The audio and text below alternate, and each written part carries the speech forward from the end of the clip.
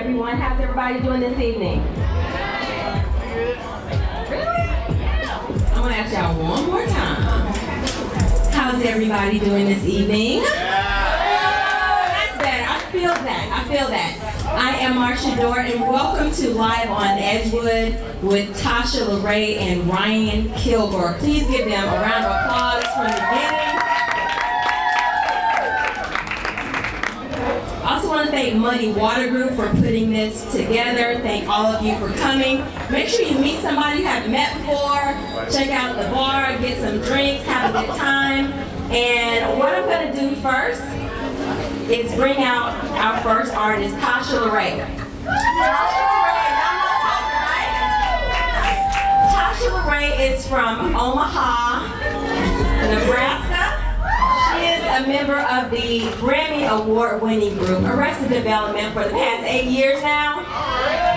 She is a talented, creative soul, and she's a beautiful spirit, so I want y'all to please give her a warm round of applause.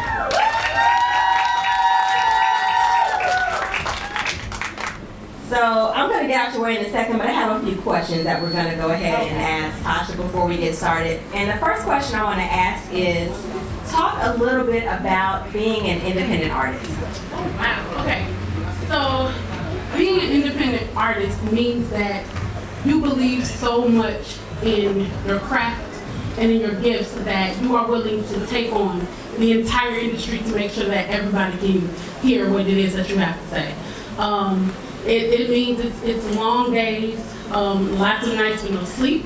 There are a lot of times that you do gigs and you never get paid, but everybody else makes money.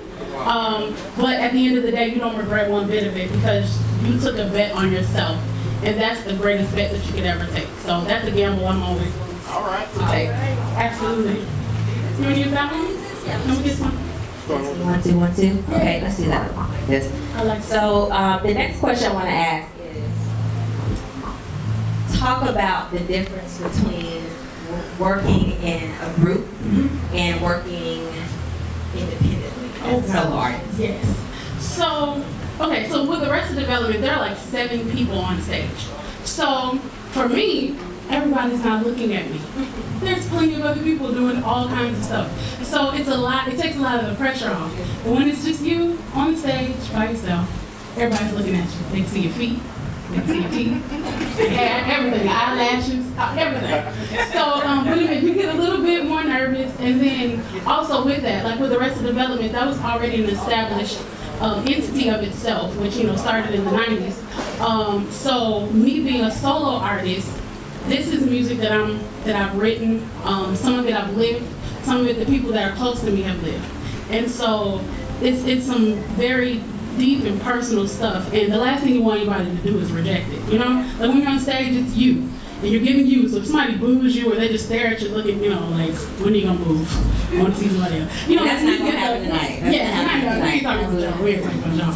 But it's like you feel very connected to the music, and so if somebody rejects the music, you feel like you're being rejected. And that's what a lot of artists actually go through that, whether they know it or not. That's where the nervousness and stage fright and all that stuff comes from. But I just wake up every day like, you know what, there are messages in me that I decided to write in music and get them out.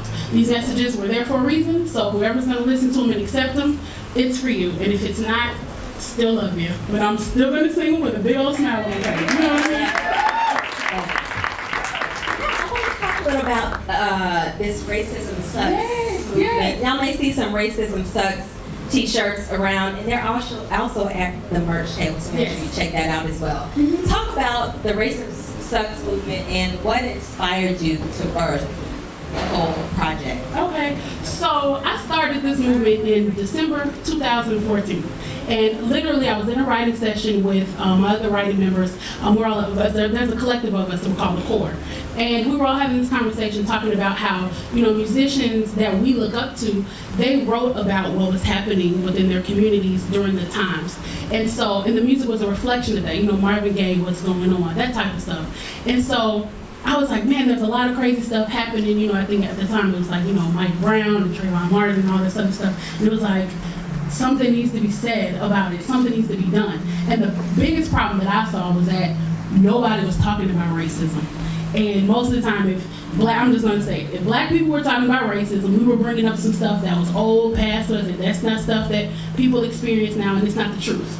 And if you don't believe it's the truth, you can just turn on the news at any given moment, and you'll see something that reflects that.